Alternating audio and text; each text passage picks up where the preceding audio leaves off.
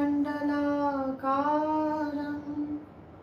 व्याप्तं येन चराचरं तत्पदं दर्शितं येन तस्मै श्रीगुरवे नमः। गुरुर्ब्रह्मा गुरुर्विष्णु गुरुर्देवो महेश्वरः गुरु साक्षात् परं ब्रह्म तस्मै श्री गुरवे नमः। अज्ञानतिमिरान्धस्य ज्ञानाञ्जनशलाकया चक्षुरुन्मीलितं येन तस्मै श्री गुरवे नमः। स्निग्धं हास्यं वदनकमले लोचने प्रेमदीप्तिः भाले ज्योतिषिरसि च जटाजूटचूडाभिषङ्गा नित्यं यस्य स्फुरति हृदये शुद्धो वात्सल्यधारा बालानन्दो भुरि विजयते वैद्यनाथ स्वरूपकः। नमस्कार, शुरू करছি শ্রী বালানন্দ কথা প্রসঙ্গ পর্ব 2। এর আগের দিনকে আমরা এই যে গ্রন্থ শ্রী বালানন্দ ব্রহ্মচারী মহারাজের কথা প্রসঙ্গ প্রথম খণ্ড, এটা শুরু করেছি যাত্রাপথ। আমরা আগের দিন যে প্রসঙ্গ নিয়ে আলোচনা করছিলাম, প্রথমে আমরা সচল বৈদ্যনাথ শ্রী শ্রী বালানন্দ ব্রহ্মচারী মহারাজের মহাজীবনের কিছুটা অংশ, ওনার তো 107-108 আনুমানিক জীবনকাল, সবটা তো একদিনে সম্ভব নয়। আমরা মূলত তার বাল্য জীবনে যে বৈরাগ্য, যে ঐশী প্রেরণা, তিনি ঘর ছেড়েছেন 9 বছর বয়সে, মূলত তার পটভূমিকা আলোচনা করেছি। আমাদের এই আলোচনা যেরকম আপনারা এখন ফেসবুক লাইভে দেখছেন, আমরা আশ্রমের যে ইউটিউব চ্যানেল সেখানেও সম্প্রচার করেছি। আপনারা চ্যানেলটি যদি সাবস্ক্রাইব করে নেন তাহলে আপনাদের কাছে নিয়মিত নোটিফিকেশন যাবে। ফলত আপনারা এখন যদি এই লাইভ নাও দেখতে পান, যে কোনো সময় বাড়িতে বসেই এই সৎসঙ্গ শুনতে পারবেন। আমরা আবারও একটু ভূমিকা করি। এই শ্রী বালানন্দ কথা প্রসঙ্গটি মূলত লেখা শ্রীমতী সরলা বালা মিত্র, যেটি বঙ্গানুবাদ করেছেন প্রেম প্রবাহ প্রকাশনা থেকে শ্রী শ্রীবাস চন্দ্র দত্ত।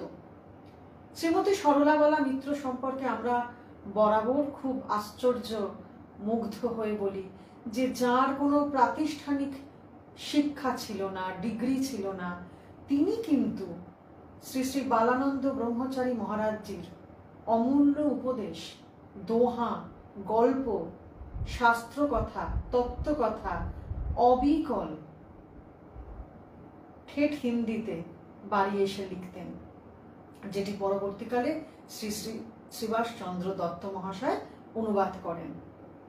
তাতে আমাদের একটা বিরাট সুবিধা হয়েছে, আমরা যেহেতু বাঙালি, বাংলার যে প্রাঞ্জল ভাষার ভঙ্গি আমাদের সহজেই মন জয় করে নিয়েছে এবং আমাদের বুঝতেও অনেক সুবিধা হয়েছে।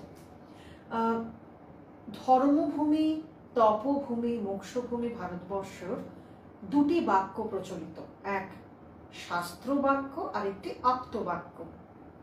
এর আগের দিনও আমরা বলেছি যে শাস্ত্র বাক্য হলো প্রস্থানত্রয়, অর্থাৎ শ্রুতি প্রস্থান, স্মৃতি প্রস্থান, ন্যায় প্রস্থান, উপনিষদাদি, রামায়ণ, মহাভারত, মহাপুরাণগুলি, পুরাণ, গীতা তো স্মৃতির মধ্যে, স্মৃতিশাস্ত্রের মধ্যেই। এছাড়াও শাস্ত্র বলতে আমরা ধরা যাক বেদ, উপনিষদ আদি গ্রন্থের প্রকরণ গ্রন্থকেও বুঝি, সেই কথাগুলি। আর আপ্ত বাক্য বলতে আমরা বুঝি যে ঈশ্বর কল্প যেসব মহাপুরুষ এসেছেন এই বৈকুণ্ঠের অঙ্গন ভারতবর্ষে তাঁদের মুখনিসৃত অমৃত কথা। যেমন আপনারা জানেন বাঙালিদের মধ্যে সারা বিশ্বে শ্রীরামকৃষ্ণ কথামৃত বহুল প্রচারিত, বহুল পঠিত।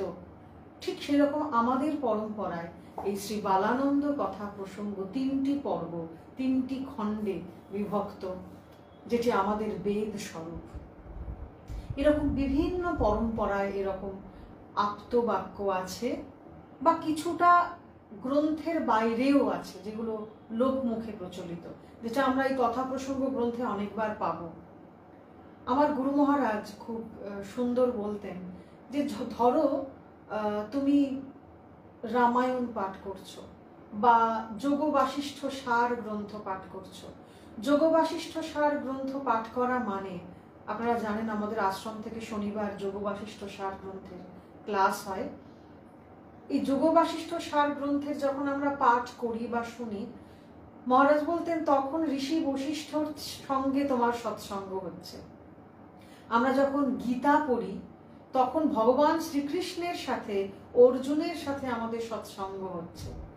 আমরা যখন মহাভারত পড়ি তখন বেদব্যাসজির সাথে আমাদের সৎসঙ্গ হচ্ছে।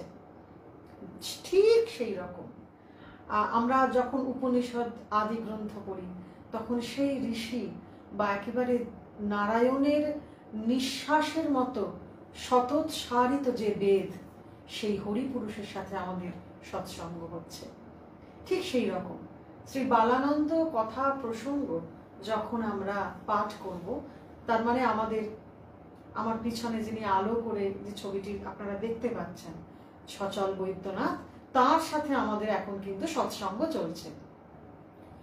আমাদের গীতাতেও ভগবান এই কথাটা বলেছেন যে তস্মাৎ, যদি সন্ধি ভেঙে বলা যায়, তস্মাৎ শাস্ত্রম প্রমাণম কার্য ব্যবস্থিত। কাজে প্রমাণং তে, কে প্রমাণ? শাস্ত্র। কি বিষয়ে? কার্য কি, অকার্য কি, এই যে বিভাগ, কোনটা আমাকে কে সিদ্ধান্ত করে দেবে? বলছেন শাস্ত্র করে দেবে। সেই জন্য শাস্ত্র বাক্য, আপ্ত বাক্য আমাদের কাছে একটা রেফারেন্স যেমন থাকে না, যে বা আপনারা বলতে পারেন একটা মাইলস্টোন, বা বলতে পারেন লাইট হাউস, যেটা দেখে আমি দিক নির্দেশ পাবো পথ চলার। আগের দিনকে আমরা যে প্রসঙ্গ করেছিলাম যে ঈশ্বরের অস্তিত্ব ও তার প্রমাণ, আগের দিনকে যদি আপনারা আগের সৎসঙ্গ পড়ে বা শুনে থাকেন, সেখানে আমরা বলেছিলাম যে প্রশ্ন এসেছে, প্রশ্নটি করেছেন শরৎ সিংহ, যার পরিচয় আমরা আগেই দিয়েছি। 3 বা 4 জনকে আমরা মূলত জীবন রূপান্তরের কারিগর রূপে বালানন্দ মহারাজকে পাই। এক বাফতার কালীপ্রসাদ বন্দ্যোপাধ্যায়, আর 3 শরৎ ঘোষ, শরৎ সোম, শরৎ সিংহ। আমরা আগের দিন এদের কথা আলোচনা করেছি। শরৎ সিংহ প্রশ্ন করেছেন বড়গুরু মহারাজকে যে ঈশ্বর নাস্তি, কেউ বলছেন ঈশ্বর অস্তি। তো আমরা আগের দিনকে কিছু প্রাকৃতিক বিজ্ঞান থেকে উদাহরণ টেনেছিলাম যে যা কিছু আমরা দেখি সেগুলোই কি সত্যি? যেমন সূর্য উদয় অস্ত, প্রকৃতপক্ষই কি হয়? সূর্য কি সত্যি উদিত হন, অস্ত যান? বা নীল আকাশ, যেটা দিয়ে কত কবিতা গান রচনা হয়েছে, আকাশ কি সত্যই নীল?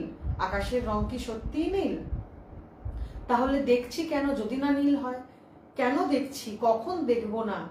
বা উদিত বা অস্তগামী সূর্যের রং কেন লালচে লাগে? এগুলো সব আমরা আগের দিন আলোচনা করেছি। আবার যেগুলি আমরা দেখি না সেগুলি কি নেই? যেমন আমরা উদাহরণ দিয়েছি sub atomic particles, proton, neutron, electron, quarks, leptons, বা সবার পিছনে যে আছে কোয়ান্টাম ফিল্ড বা সর্বব্যাপী শক্তি ক্ষেত্র, তাকেও তো আমরা দেখতে পাই না। আমরা আগের দিন বলেছি যে এনার্জি একটা রূপ থেকে আরেকটা রূপান্তর হয় মাত্র, কাউকেই আমরা দেখতে পাই না। কিন্তু এই লাইট জ্বলছে, ফ্যান জ্বলছে, আমরা বলি ইলেকট্রিক কারেন্ট চলছে, ইলেকট্রিক এনার্জি আছে। তাহলে অর্থাৎ কার্য দেখে কারণ বোঝা। আমরা পরবর্তীকালে আমরা বলেছি যে ন্যায় দর্শন থেকেও কিছু উদাহরণ তুলব, 4 রকমের প্রমাণ হয়, সেগুলিও একদিন বিস্তারিত আলোচনা করা যাবে। সুতরাং আমরা দেখছি যেটা, সেটাই যে ঠিক আবার দেখছি না যেটা সেটাও নেই, এটা কিন্তু ঠিক নয়। সেই সূত্রে বালানন্দ মহারাজ চক্ষুর কথা বলেছেন। আমরা দেখেছি শ্রীমদ্ ভগবত গীতায় ভগবান কৃষ্ণ 3 ধরনের চক্ষুর কথা বলেছেন। স্বচক্ষু, যেটা 11 অধ্যায় অর্থাৎ আমাদের যে বিশ্বরূপ দর্শন যোগে বলেছেন, নতুমাং শক্যসে দ্রষ্টু মনে নৈব স্বচক্ষুষা। এই স্বচক্ষুষা হচ্ছে এই যে চোখ, অর্থাৎ এই চর্মচক্ষু, যেটা পঞ্চভূত দিয়ে তৈরি।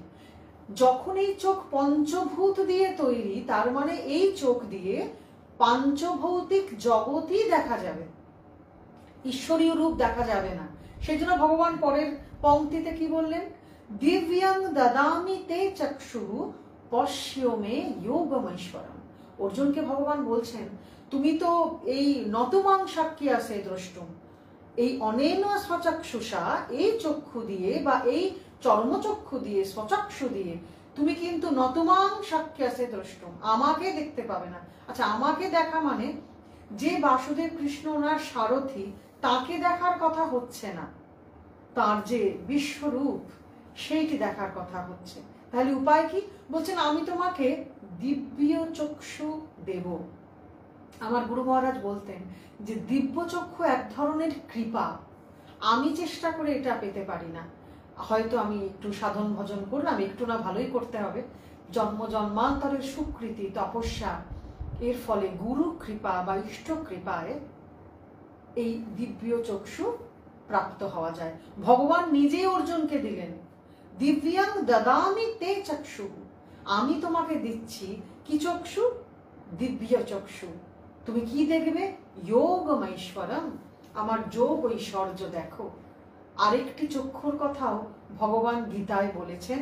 প্রথমে বলেছেন 13 অধ্যায়, আবার পরে বলেছেন 15 অধ্যায়। সেটি হলো জ্ঞান চক্ষু। সেটা কিন্তু এই স্বচক্ষু তো নয়, দিব্য চক্ষুও নয়। জ্ঞান চক্ষু বলতে বলা যায়, যেমন আমরা খুব সহজ করে, আমার মহারাজ গুরু মহারাজ খুব সুন্দর সহজ করে এটা বোঝাতেন। জ্ঞান চক্ষু কিরকম জানেন? যেমন আমরা অনেক সময় বলি না, এই এটা খেয়ে দেখ তো, দেখ ভালো লাগবে। খেয়ে তো কেউ দেখে না, খেয়ে অনুভব করে। এই ফেলুমোদকের রসগোল্লা খেয়ে দেখতো, গুড়ের রসগোল্লা নতুন উঠেছে, দেখতো খেয়ে কেমন লাগে। তো খেয়ে দেখা ব্যাপারটা কি? খেয়ে একটা আস্বাদন হয়, তাই তো? তো সেই আস্বাদন রূপ যে অনুভব, সেটাকেই দেখা বলা হচ্ছে। জ্ঞান চক্ষু কতকটা এইরকম। জ্ঞান চক্ষু মানে খুব সহজ করে বললে উপলব্ধি। যখন সাধক গভীর ধ্যানে নিদিধ্যাসন পরিপক্ব হলে বা সমাধি অবস্থায় যে অনুভব প্রাপ্ত হন, সেটি সবিকল্প বা নির্বিকল্প বা গভীর ধ্যান, আমি সহজ কথায় যদি বলি, যে অনুভব তিনি প্রাপ্ত হলেন, খুব হাইয়েস্ট লেভেলের যদি সেই রিয়েলাইজেশন হয়, উচ্চতম অবস্থার যে অনুভব, সেটা যে অনুভবটা হচ্ছে, সেটা কিন্তু জ্ঞান চক্ষুষা। ভগবান 13 অধ্যায় অর্থাৎ ক্ষেত্রজ্ঞ বিভাগ যোগ এবং 15 অধ্যায় পুরুষোত্তম যোগ, দুটোতেই বলেছেন।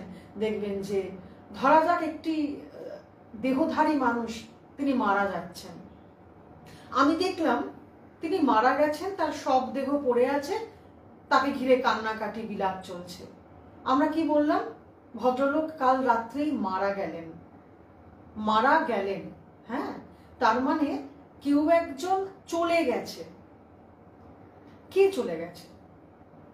আমরা আগের দিনকে বালক পীতাম্বরের জীবন থেকে দেখেছি যে সে যখন কালিয়াদি মহলে হারিয়ে গেছিল এবং বাঘের ডাক শোনা যাচ্ছে, সাপুরে দম্পতি তাকে শিখিয়েছে কি করে সাপ থেকে, হিংস্র পশু থেকে বাঁচা যায়। তখন সে 1 আঞ্জলা জল নিয়ে, কালিয়াদি মহলের ভেতরেই তো জলের পরীক্ষা থাকতো, 1 অঞ্জলি জল নিয়ে গন্ডি কাটতে গেছিল, মন্ত্রপুত গন্ডি, কাটতে পারেনি। বালক পীতাম্বরের মনে হয়েছিল, এ আমি কাকে রক্ষা করছি? এই দেহ তো একদিন যাবেই, তাহলে কেন নিজের জীবন বাঁচানোর জন্য এই প্রচেষ্টা? আমার মন্ত্র সাধনা আমি আমার শরীর বাঁচানোর জন্য কি প্রয়োগ করব? তখন তার 7-8 বছর বয়স। এই একই প্রশ্ন যদি আমাদের মধ্যে জাগে, আমরা ভাগ্যবান। কারণ ভগবান বলছেন, এই যে জ্ঞান চক্ষুষা গীতায় আছে যে এই যে একজন লোক পড়ে গেছে, মারা গেছে, হ্যাঁ, এবং আমরা বললাম মারা গেল, কে গেল? দেহ তো সামনেই পড়ে। যখন বালি বধ হয়েছে, বালির স্ত্রী তারা খুব কান্নাকাটি করছেন, তাকে রামচন্দ্র বলছেন তুমি কার জন্য কান্নাকাটি করছো? তোমার স্বামীর জন্য? স্বামীর দেহ তো সামনে পড়ে আছে। তাহলে তুমি যার সাথে কথা বলতে, যাকে ভালোবাসতে, তিনি তো কখনোই, তুমি তো তাকে কখনো দেখোইনি। তারা তো জ্ঞানী ছিলেন, বুঝলেন, তিনি শোক সংবরণ করলেন। আচ্ছা, এই যে রামচন্দ্র বললেন তুমি যার সাথে কথা বলতে, যার সাথে আলাপ করতে, যাকে ভালোবাসতে, যাকে স্বামী রূপে দেখতে, তাকে তো কখনো দেখোইনি। আমার গুরু মহারাজ একটি গল্প বলেছিলেন যে একটি লোক অফিসে কাজ করছে, সে একটি চিঠি পেয়েছে, দেখছে তার মা চলে গেছে, সেই টেলিগ্রাম এসেছে। তখন তো হোয়াটসঅ্যাপ ছিল না, টুইটার ছিল না, অনেক আগের কথা। তো তিনি কাঁদতে কাঁদতে সাহেবের কাছে গেলেন, বড়বাবু যে এরকম আমার মার শরীর চলে গেছে, আমি চলে যাব বাড়িতে। তো ঠিক আছে, কিছু বলেননি। তো মায়ের কাজ টাজ সেরে যখন উনি অফিসে আবার জয়েন করেছেন, তখন তার বড়বাবু একটি কথা তাকে বললেন, আচ্ছা তুমি যে গেলে মাকে দেখতে পেয়েছো? বলে না, মা তো মারা গেছেন, আপনাকে বললাম না, মায়ের শরীর পড়েছিল তো, মৃত শরীর, মা তো কথাও আর বললেন না আমার সাথে, শেষ। তুমি কি মাকে কোনোদিন দেখেছিলে? মানে আমি জন্ম থেকে, ছোট্ট থেকে মায়ের কোলে বড় হয়েছি, এতকাল আমার 25 বছর বয়স, মায়ের সঙ্গে থেকেছি, মাকে দেখিনি, সে আবার কি কথা? বললেন না, যখন মৃত্যুর পর গেলে যে শরীরটাকে দেখেছো, এতকাল ধরে সেই শরীরের সাথেই তুমি ব্যবহার করেছো, তাকে মা বলে ডেকেছো। প্রকৃতপক্ষে মা যে সত্তা, যে আত্মা, তাকে তুমি দেখোনি।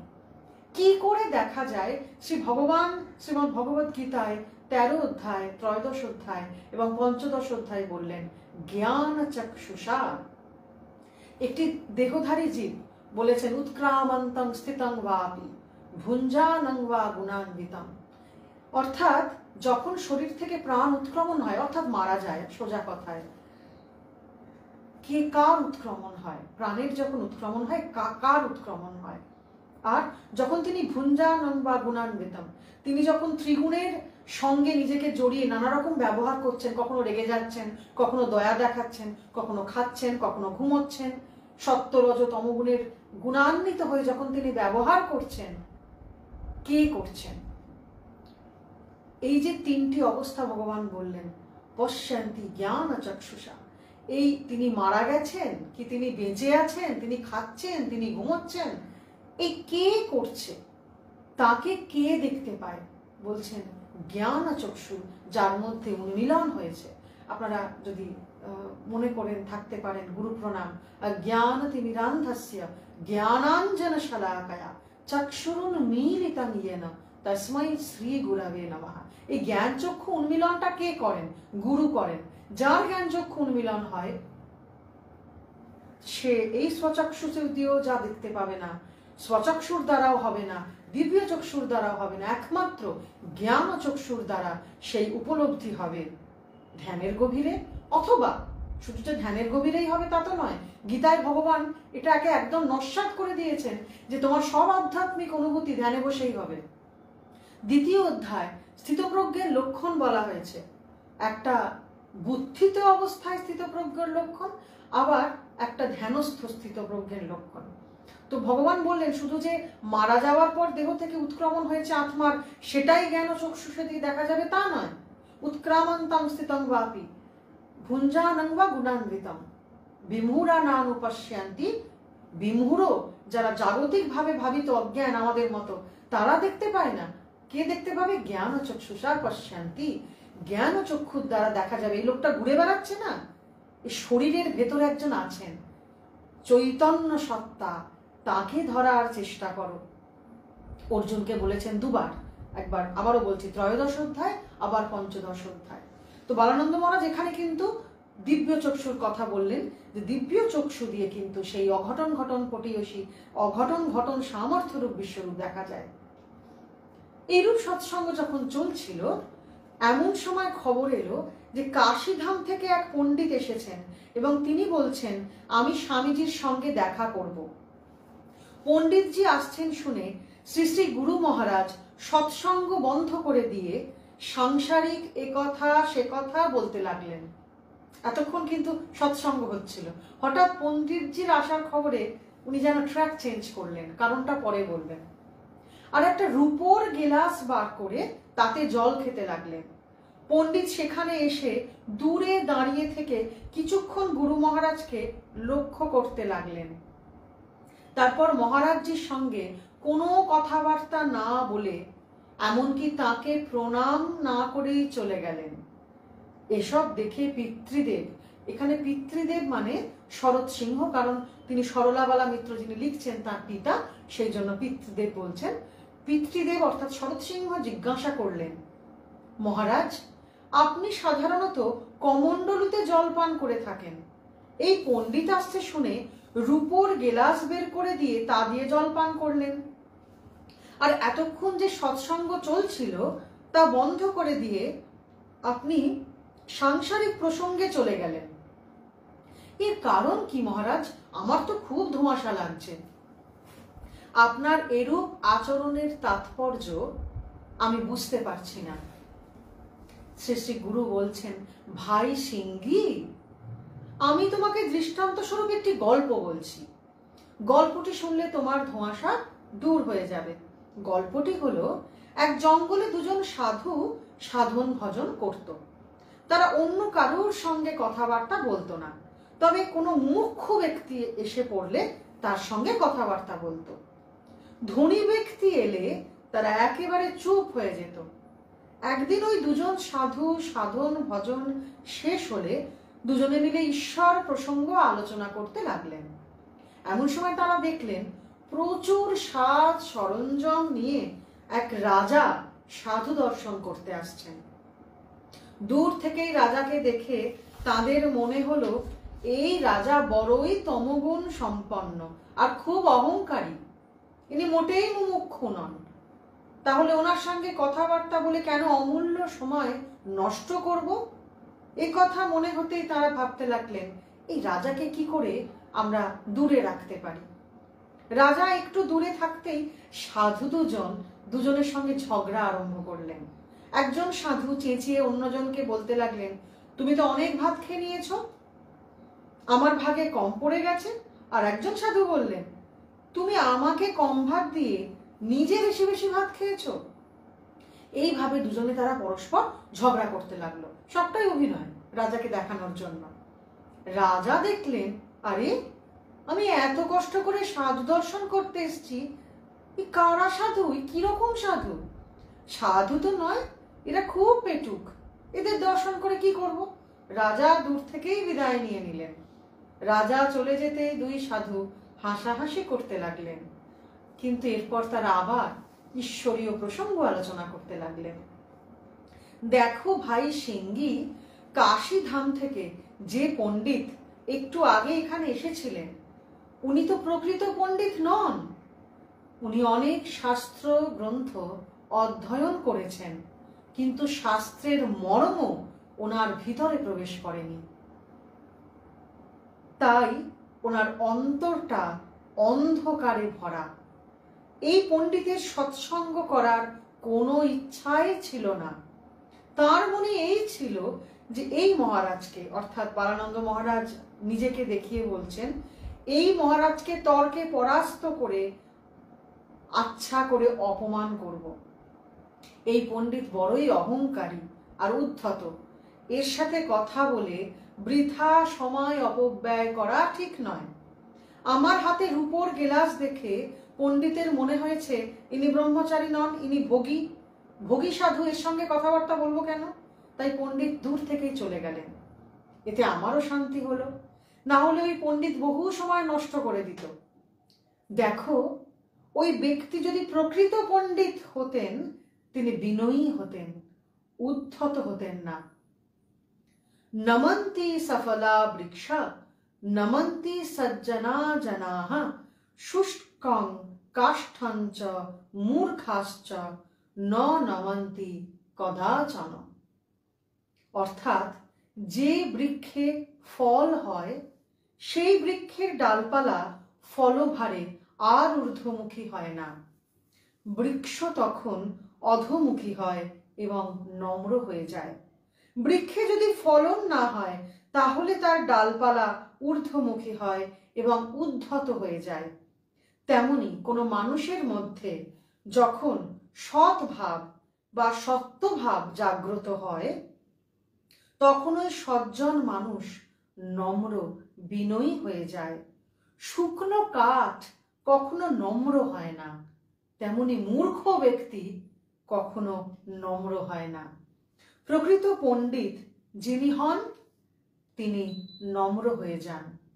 দেখো ভাই সিঙ্গি, এই যে পণ্ডিত যিনি এখানে এসে আপনা থেকেই চলে গেলেন, তার সঙ্গে কথা কাটাকাটি করে কোনো লাভ নেই। এখন নিশ্চয়ই বুঝতে পারছো কেন এই পণ্ডিত এখানে এলে আমি রূপোর গেলাস বের করেছি। আজকে আমরা এইটুকু পাঠ করব। আর আলোচনা যেটি করার বিষয় সেটি হলো একটা বিরাট শিক্ষা বড় গুরু মহারাজ আমাদের দিলেন। প্রথম কথা, নিজের চরিত্র গঠন কি করে করব। এই যে বললেন নমন্তি সফলা বৃক্ষা, আমার গুরু মহারাজ বলেছিলেন যে এটা আমরা তো জানি যে গাছে যদি একটা গাছের ডালে একটা ফল হয়ে রয়েছে, সেই ডালটা নেমে যায়, নত হয়ে যায়। তো মহারাজ বলতেন যে গাছে ফল ধরলে গাছ নত হবেই। আমার চরিত্রে যদি সত্যি সত্যি শিক্ষা প্রতিষ্ঠিত হয়, আমি অনেক শিক্ষিত হতে পারি, আমি ইউনিভার্সিটির সব থেকে বড় ডিগ্রি নিতে পারি, আমার প্রচুর পুস্তক জ্ঞান, আমি এত বই পড়েছি যে আমার ঘরে বসার শোয়ার জায়গা নেই। নিশ্চয়ই এইরকম শিক্ষিত মানুষ এখন বিরল। কিন্তু উদ্দেশ্যটা কি? বিবেক চূড়ামণি গ্রন্থে আচার্য শঙ্কর একটি শব্দের উদাহরণ দিয়েছেন, শব্দঝড়ি। অর্থাৎ এরকম না হয় আমাদের অবস্থা যে আমি প্রচুর গ্রন্থ পড়েছি, ঠাকুর রামকৃষ্ণদেব যেটা বললেন, যদি ওই রকম হয় যে গ্রন্থ পড়লে গ্রন্থি বাড়ে। গ্রন্থি মানে গাঁট, গাঁট মানে অহংকার। খুব দুর্ভাগ্য আমাদের। ঠাকুর ওই জন্য সমাধানও দিলেন যে বিবেক বৈরাগ্যর সঙ্গে গ্রন্থ অধ্যয়ন করলে গাঁট বাড়বে না।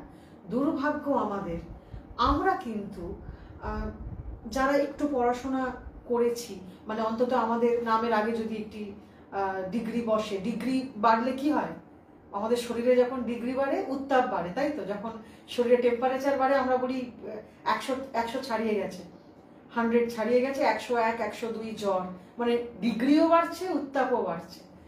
এটা আমাদের পড়াশোনার ক্ষেত্রেও অনেক ক্ষেত্রে দুর্ভাগ্যবশত প্রযোজ্য। হয়তো আমার নামের আগে ডক্টরেট আছে, বা নামের পরে অনেক উপাধি আছে, হ্যাঁ, বা অনেক সময় উপাধি বর্জিত হয়েও হয়তো আমি অনেক পড়াশোনা করেছি, অনেক পুস্তকগত তত্ত্ব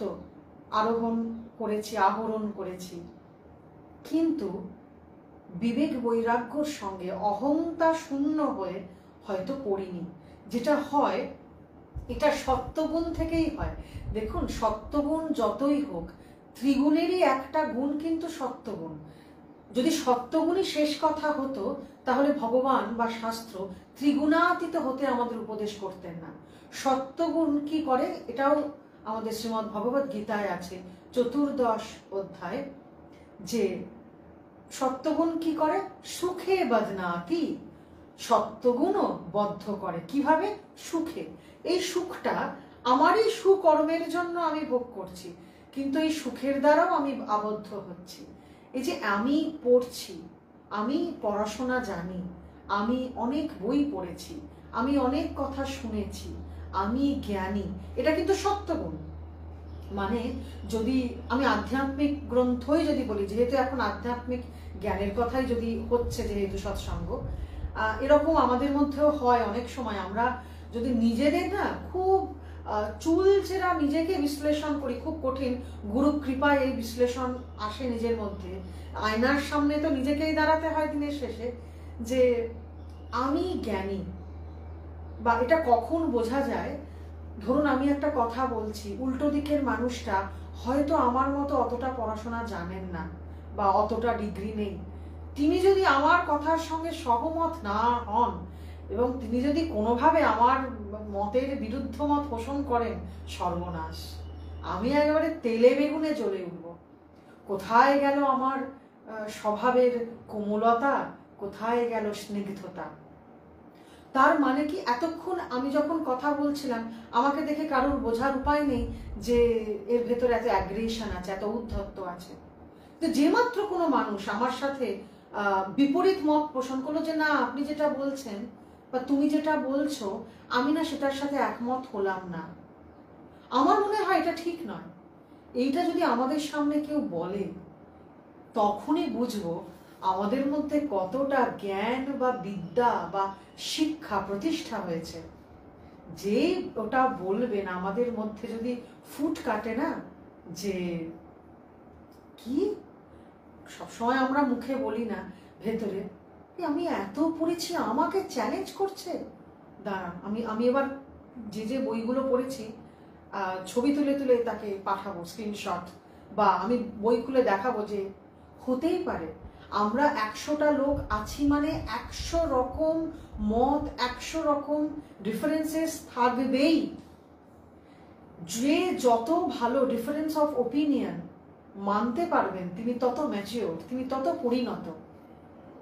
কাজে কখন বোঝা যায় যে আমার মধ্যে জ্ঞানের অহংকার আছে, যেটা বালানন্দ মহারাজ বললেন যে ওই পণ্ডিত অনেক পড়াশোনা করেছে, অনেক কিছু জানে, কিন্তু অহংকারী এবং ঔদ্ধত্য আছে তার মধ্যে।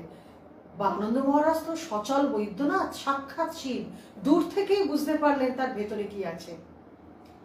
এরকম ভাবে কিন্তু আমাদেরও এমন নয় বালানন্দ মহারাজ শুধু সেই পণ্ডিতকে দেখলেন, এই যে ছবিটা আমরা দেখছি তিনি কিন্তু আমাদের ভেতরে রয়েছেন, গুরুদেব আমার ভেতরে রয়েছেন, আমাদের সব সময় দেখছেন। তিনি আমার ভেতরে সাক্ষী রূপে আমার সব কর্ম, সব চিন্তা তিনি কিন্তু দেখছেন। কাজেই আমি যদি কিছু পড়াশোনাও জানি, কি জ্ঞান আহরণ করেছি, সেই অহংটা যেন আমার মধ্যে না আসে যে আমি জ্ঞানী, আমি পড়েছি, আমি জেনেছি। মানুষ যে মাত্র নিজেকে উঁচুতে বসায় এবং বসাই, সঙ্গে সঙ্গে আরেকজন স্বাভাবিকভাবে নিচে নেমে যায়। আমাদের গুরু মহারাজদের দেখেছি তারা একটি ক্লাস 1-2 এর বাচ্চাকেও যেভাবে দেখতেন, যেভাবে সম্মান দিতেন, কোনো সাধু, কোনো দণ্ডীর স্বামী তাদেরও আসলে একই রকম সম্মান দিতেন। এ বড় সহজ কথা নয়। তার কারণ কি, তিনি ওই নিজেকে ওপরে নিয়ে যাননি। এটিকে শ্রীমদ্ ভগবত গীতায় আবারও সেই 13 অধ্যায় অমানিত্বম বলা হয়েছে। এটি জ্ঞানের সাধনা, অর্থাৎ আমাকে কিরকম ভাবে নিজেকে তৈরি করতে হবে গীতা শিখিয়ে দিলেন, বালানন্দ মহারাজ শিখিয়ে দিলেন। অমানিত্বম অভ্যাস করতে হবে। অমানিত্ব অর্থাৎ মানিতার অভাব। আমি যা কিছু করছি আমার মধ্যে যেন অহংকর্তা এই ভাব না থাকে। যে মাত্র আসবে আমি বিচারপূর্বক তাকে সরিয়ে দেবো, যেটা ঠাকুর বললেন বিবেক বৈরাগ্য দিয়ে গ্রন্থ পাঠ করতে হয়। এবং বললেন নমন্তি সজ্জনা জনাহা, যিনি সজ্জন হন, গাছে ফল ধরলে যেমন গাছের ডাল নত হয়, আমার চরিত্র যদি সত্যি, যেটা আমাদের উপনিষদ বলেছেন যে বিদ্যা কি ইয়া বিমুক্তায়, সা বিদ্যা ইয়া বিমুক্তায়, বিদ্যা এমন যেটি মুক্ত করে, আবদ্ধ করে না, আমাকে অহংকারী করে না, আমাকে উদ্ধত করে না। এরম যদি আমার ফল ধরে চরিত্রে, আমি বিনম্র হব। একটি বাচ্চাও যদি আমার ভুল ধরে আমি তাকে অ্যাকসেপ্ট করব, হ্যাঁ ভাই আমি দেখছি, আমিও তো ভুল হতে পারি এবং ভুল তো হবেই। আর বলছেন শুষ্কং কাষ্ঠঞ্চ মূর্খাশ্চ ন নমন্তি কদাচন, শুষ্ক কাঠ কখনো নম হয় না। এবং আরেকটি শিক্ষা বালানন্দ মহারাজ আমাদের দিলেন, কিভাবে আমরা সময়ের অপব্যবহার বাঁচাতে পারি। এখন এটা বলে শেষ করব, এই সোশ্যাল মিডিয়ার যুগে আমরা অসম্ভব সময় নষ্ট করি। একটি নতুন শব্দ এসছে যেটা নিয়ে বিখ্যাত মানুষরা গবেষণা করছেন, তাকে বলা হয় ব্রেন রট। অর্থাৎ এই যে ব্রেন, মস্তিষ্ক পচে যাচ্ছে। কেন না, আমরা অযথা সুপারফিশিয়াল যে জ্ঞান, ওপর শ্যালো অর্থাৎ অগভীর জ্ঞানের চর্চা করি। রিলস দেখছি 30 সেকেন্ডের রিলস, একটা হয়তো খুব ভালো ডকুমেন্টারি 3 ঘন্টার আমরা 10 মিনিটে দেখে ফেলছি। একটা গ্রন্থ পড়ার ধৈর্য নেই, চটজলদি কি হয় ওই 2 মিনিটের ম্যাগির মতো। এতে করে আমাদের মস্তিষ্কে পচন ধরছে, কে বলে ব্রেন রট। বালানন্দ মহারাজ দেখিয়ে দিলেন সময় কি করে ব্যবহার করব, যে কখনো অপব্যয় করব না। অর্থাৎ এই যে আমাদের উপনিষদ বলেছেন যে অন্যা বাচা বিমুঞ্চথ, অন্য বাক্য ত্যাগ করো। যতটা সম্ভব জাগতিক কথা আমরা সংসারে ব্যবহার করছি, বাড়িতে আছি, কর্মস্থলে চাকরি করছি, যেটুকু কথা না বললে নয় বলবো না। অতি কথন থেকে বহু সমস্যা আসে। সমস্ত সমস্যার মানে যদি ক্যাটেগরি করা হয় তো দেখবো যে 70-80% সমস্যা বেশি কথা বলে হচ্ছে। আর আজকাল তো হোয়াটসঅ্যাপ ফেসবুকের যুগে এই মন্তব্য করার যে আমাদের প্রবণতা, এখান থেকে বহু সম্পর্ক ভেঙে যায়। আমরা ব্যক্তিগত জীবনেও দেখেছি, কর্মক্ষেত্রেও দেখেছি। সময় কি করে ব্যবহার করব, বিনম্র হব, এই দুটো শিক্ষা বালানন্দ মহারাজ আজকে আমাদের দিলেন। যে আমার সাথে তর্ক করতে আসছে, সেটা সোশ্যাল মিডিয়ায় হতে পারে, ব্যক্তিগত জীবনে হতে পারে, কেন তর্ক করব তার সঙ্গে? সুতর্ক তো নয়। প্রথমত আমার সময় নষ্ট হবে, এবং আমি সেই জায়গায় পৌঁছাই নিশ্চিতপ্রজ্ঞ যে তর্ক করলে আমি আমার মেজাজ একেবারে শান্ত রাখতে পারবো। তার সঙ্গে আলোচনা করে আমি কি কিছু শিখতে পারবো? যদি পারি নিশ্চয়ই তর্ক করব। ভগবান বললেন পরিপ্রশ্নেন সেবয়া, 4th অধ্যায় গীতার। পরিপ্রশ্ন করব। আমরা গুরু মহারাজের সঙ্গেও প্রচুর অনুকূল তর্ক করেছি, এখনো মহারাজদের জিজ্ঞাসা করি, কিন্তু সেটা যেন কুতর্ক না হয়, তাহলে তারও সময় নষ্ট, আমাদেরও সময় নষ্ট। তো এই দুটি শিক্ষা নিয়ে আজকে আমরা আমাদের আজকের পাঠ সমাপ্ত করব। 1, কি করে সময়ের সঠিক ব্যবহার করব, ব্রেন রট হতে দেব না, মস্তিষ্কের পচন হতে দেব না। 2, আমরা বিনম্র কি করে হব গুরু মহারাজের কাছে, সেই প্রার্থনা জানাই যাতে কোনোভাবে আমার অহংকার, আমার উদ্ধত্ত অন্যকে তো নয়, নিজেকেও ক্ষতি না করে। নমস্কার।